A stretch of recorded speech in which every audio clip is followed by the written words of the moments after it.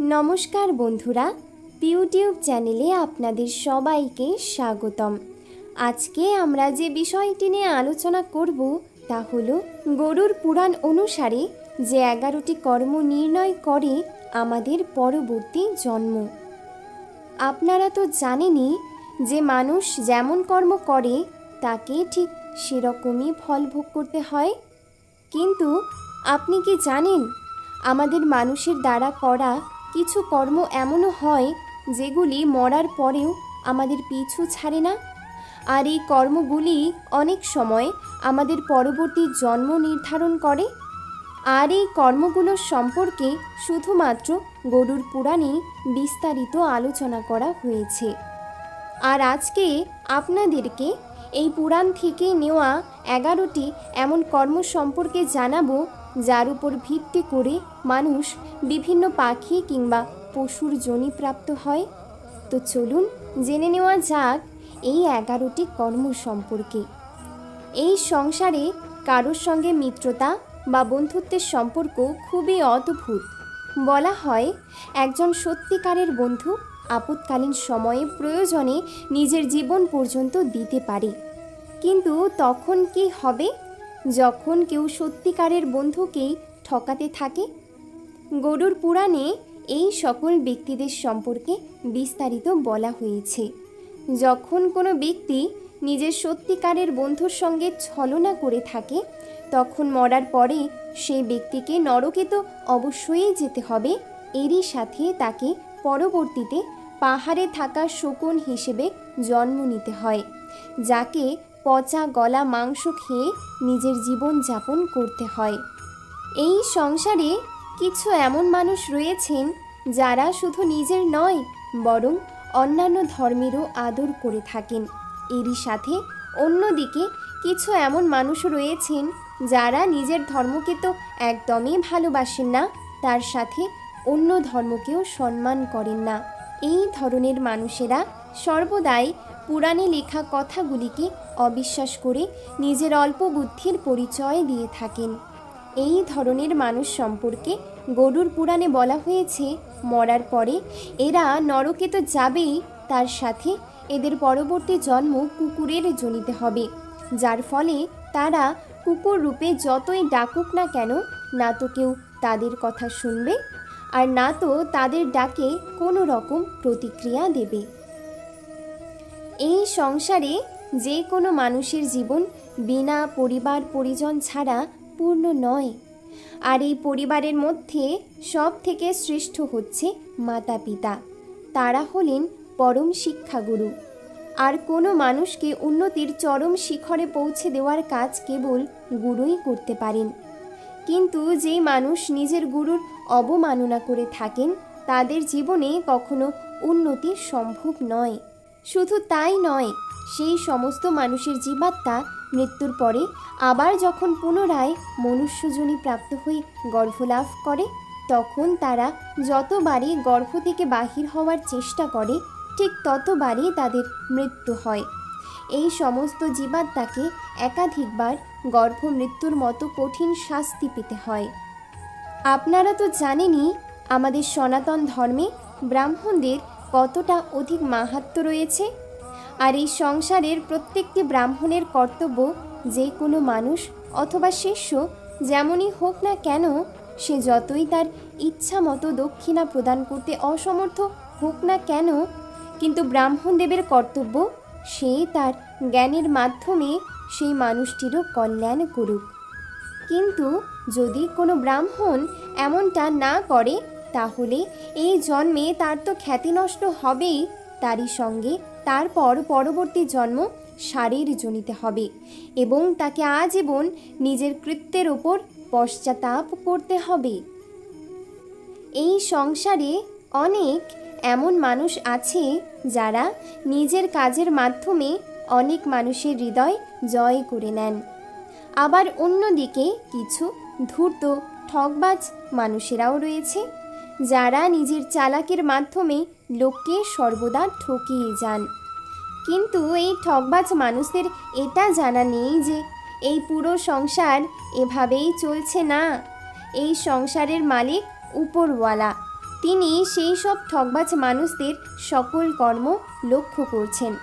এই ধরনের মানুষদের সম্পর্কে গরুড় পুরাণে বলা হয়েছে, এই মানুষরা তাদের পরবর্তী জন্মে প্যাঁচা রূপে জন্ম নেয় এবং সারা জীবন পশ্চাতাপ করেন। যেই প্রকার ভাবে সকল সন্তানের কর্তব্য নিজের মাতা পিতার সেবা করা, তারই সাথে নিজের দাম্পত্য জীবন নির্বাহ করা, ঠিক একই প্রকার ভাবে একজন আদর্শ গৃহবধূরও একই কর্তব্য।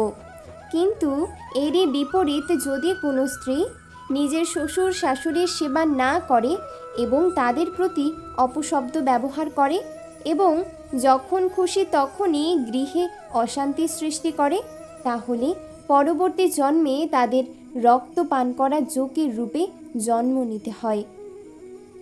আমাদের সনাতন ধর্মে অন্ন দান করাকে সবথেকে বড় দান বলে মনে করা হয়।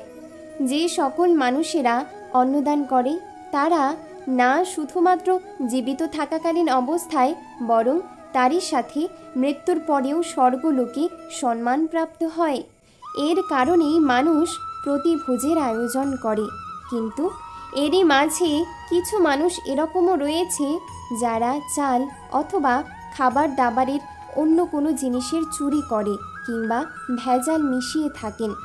এই সকল মানুষের ক্ষেত্রে গরুড় পুরাণ বলে যে মরার পরে এই সকল মানুষের পরবর্তী জন্ম ছুঁচো কিংবা ইঁদুর রূপে হবে, যার ফলে তারা সেই জন্ম প্রাপ্তির পর খাদ্যশস্যের এক একটি দানার জন্য কষ্ট ভোগ করবে।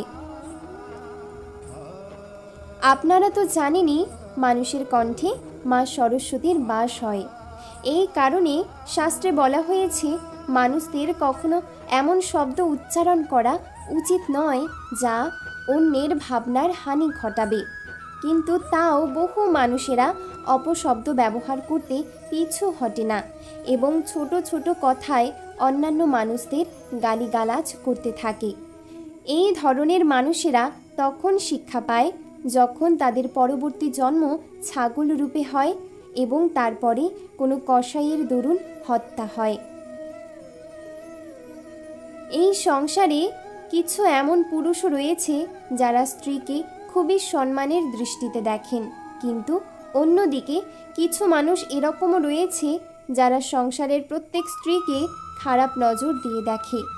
সেই সকল মানুষের মনে সব সময় কাম ভাবি চলতে থাকে, কিন্তু এই মূর্খরা এটা জানে না যে তাদের কৃত্য সম্পর্কে কেউ জানুক আর না জানুক উপরওয়ালা নিশ্চয়ই জানেন, আর সময় আসলে উপরওয়ালা এর ন্যায় অবশ্যই করবে।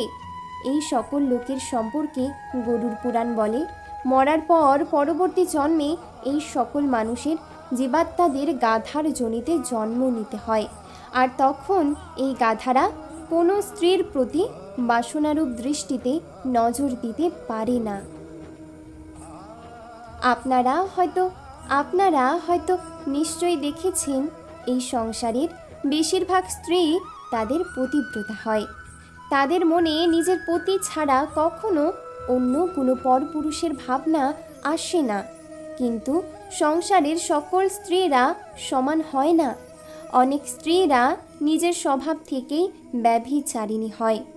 এই ধরনের মহিলাদের নিজেদের কীর্তির জন্য অনেকবার সমাজে অপমানিত হতে হয়। শুধু তাই নয়, মৃত্যুর পরে পরবর্তী জন্মে এদের গিরগিটি অথবা চামচিকা রূপে জন্ম নিতে হয়। আমাদের শাস্ত্রে বলা হয়েছে মনুষ্য জীবন আমরা অনেক কষ্ট করে পাই, কিন্তু তাও আমাদের মধ্যেই কিছু অজ্ঞানী লোক শুধু সাংসারিক বিবাদে জড়িয়ে চিন্তিত হয়ে পড়ি এবং পরমাত্মা দ্বারা দেওয়া এই অমূল্য সম্পদ বা মনুষ্য জীবন শেষ করে দিই নিজের হাতে। এই ধরনের মানুষদের ক্ষেত্রে গরুড় পুরাণ বলে এদের পরবর্তী জন্ম সর্পরূপে নিতে হয় এবং ভুল সংশোধন করতে হয়, তাহলেই তারা পরমাত্মা দ্বারা দেওয়া এই মনুষ্য জীবনের মর্ম বুঝতে পারেন। তো এই ছিল সেই যোনিগুলি যেগুলো মানুষেরা কর্মের অনুসারে পেয়ে থাকেন। সবশেষে সকলের উদ্দেশ্যে বলবো, নিজের কর্ম সবসময় সৎ রাখুন, সেক্ষেত্রে আপনার পরবর্তী জন্ম মঙ্গলময় হবে। আর আপনি যদি আপনার কর্ম খুবই ভালো করেন, সেক্ষেত্রে ঈশ্বর আপনার প্রতি প্রসন্ন হবেন এবং আপনাকে আর এই মৃত্যু লোকে আসতেই হবে না। নিজের কর্ম ঠিক করলে সেই ব্যক্তির সঙ্গে কখনোই খারাপ হয় না। আশা করি ভিডিওটি দেখে আপনারা সমৃদ্ধ হয়েছেন। ভালো থাকুন, সুস্থ থাকুন। ধন্যবাদ।